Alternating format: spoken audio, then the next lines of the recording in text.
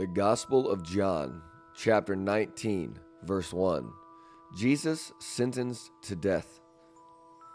Then Pilate had Jesus flogged with a lead-tipped whip.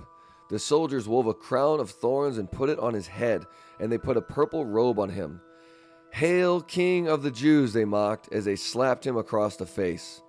Pilate went outside again and said to the people, "I am going to bring him out to you now, but understand clearly that I find him not guilty." Then Jesus came out wearing the crown of thorns and the purple robe, and Pilate said, "Look, here is the man." When they saw him, the leading priests and temple guards began shouting, "Crucify him! Crucify him!"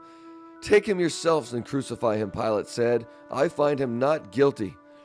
The Jewish leaders replied, "By our law, he ought to die because he called himself the Son of God." When Pilate heard this, he was more frightened than ever. He took Jesus back into his headquarters again and asked him, "Where are you from?" But Jesus gave no answer. "Why don't you talk to me?" Pilate demanded. "Don't you realize that I have the power to release you or crucify you?" Then Jesus said, "You would have no power over me at all unless it were given to you from above. So the one who handed me over to you has the greater sin." Then Pilate tried to release him, but the Jewish leaders shouted, "If you release this man, you are no friend of Caesar. Anyone who declares himself a king is a rebel against Caesar." When they said this, Pilate brought Jesus out to them again. Then Pilate sat down on the judgment seat on the platform that is called the stone pavement, in Hebrew, Gabbatha. It was now about noon on the day of preparation for the Passover, and Pilate said to the people, "Look, here is your king." "Away with him," they yelled. "Away with him! Crucify him!" "What? Crucify your king?" Pilate asked. "We have no king but Caesar," the leading priest shouted. Then Pilate turned Jesus over to them to be crucified. John chapter 19, verse 16b. The crucifixion. So they took Jesus away. Carrying the cross by himself, he went to the place called the place of the skull, in Hebrew, Golgotha. There they nailed him to the cross. Two others were crucified with him, one on either side, with Jesus between them. And Pilate posted a sign on the cross that read, "Jesus of Nazareth, the King of the Jews." The place where Jesus was crucified was near the city, and the sign was written in Hebrew, Latin, and Greek so that many people could read it.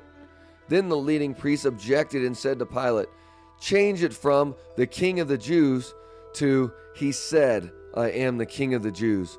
Pilate replied, "No, what I have written, I have written." When the soldiers had crucified Jesus, they divided his clothes among the four of them. They also took his robe, but it was seamless, woven in one piece from top to bottom. So they said, "Rather than tearing it apart, let's throw dice for it." This fulfilled the scriptures that says, "They divided my garments among themselves and threw dice for my clothing." So that is what they did. Standing near the cross were Jesus' mother and his mother's sister Mary, the wife of Clopas, and Mary Magdalene. When Jesus saw his mother standing there beside the disciple he loved, he said to her, "Dear woman, here is your son." And he said to his disciple, "Here is your mother." And from then on, this disciple took her into his home. John chapter 19, verse 28. The death of Jesus. Jesus knew that his mission was now finished, and to fulfill scripture, he said, "I am thirsty." A jar of sour wine was sitting there, so they soaked a sponge in it, put it on a hyssop branch, and held it up to his lips. When Jesus had tasted it, he said, "It is finished." Then he bowed his head and gave up his spirit. It was the day of preparation, and the Jewish leaders didn't want the bodies hanging there the next day, which was the Sabbath, and a very special Sabbath because it was a Passover week. So they asked Pilate to hasten their deaths by ordering that their legs be broken. Then their bodies could be taken down. So the soldiers came and broke the legs of the two men crucified with Jesus. But when they came to Jesus, they saw that he was already dead, so they didn't break his legs. One of the soldiers, however, pierced his side with a spear, and immediately blood and water flowed out. This report is from an eyewitness account, giving an accurate account. He speaks the truth so that you also may continue to believe. These things happened in fulfillment of the scriptures that say, "Not one of his bones will be broken," and they will look on the one they pierced. John chapter 19, verse 38. The burial of Jesus. Afterwards, Joseph of Arimathea, who had been a secret disciple of Jesus because he feared the Jewish leaders, asked Pilate for permission to take down Jesus' body. When Pilate gave permission, Joseph came and took the body away. With him came Nicodemus, the man who had came to Jesus at night. He brought about 70 pounds of perfume ointment made from myrrh and aloes. Following Jewish burial custom, they wrapped Jesus' body with the spices in long sheets of linen cloth.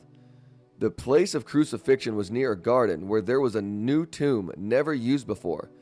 And so, because it was the day of preparation for the Jewish Passover, and since the tomb was close at hand, they laid Jesus there.